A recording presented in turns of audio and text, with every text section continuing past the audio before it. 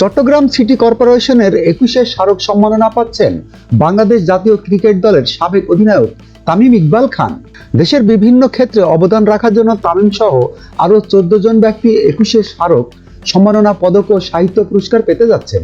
এর মধ্যে 8 জনকে 21 স্মারক সম্মাননা পদক এবং 6 জনকে সাহিত্য পুরস্কার দেওয়া হবে। সোমবার 24 ফেব্রুয়ারি চট্টগ্রাম সিটি কর্পোরেশনের এক সংবাদ বিজ্ঞপ্তিতে পদকপ্রাপ্ত ব্যক্তিদের নাম ঘোষণা করা হয়।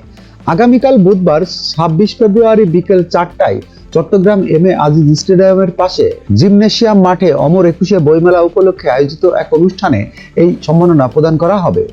21 স্মারক সম্মাননা ব্যক্তিরা হলেন ভাষা আন্দোলনে বদিউর রহমান চৌধুরী মরণোত্তর সমাজসেবা ও গবেষণা প্রফেসর ডক্টর সুকোমল বড়ুয়া, চিকিৎসা বিজ্ঞানে অধ্যাপক ডক্টর ইমরান বিন ইউসুফ, মুক্তিযোদ্ধা ও স্বাধীনতা আন্দোলনে বীর মুক্তিযোদ্ধা শাহাবুদ্দিন আহমেদ চৌধুরী, সমাজসেবায় লায়ন কামরুল মালেক, সঙ্গীতে নকিব খান, সাংবাদিকতায় জাহিদুল করিম কোসি এবং ক্রীড়ায় তামিম ইকবাল খান।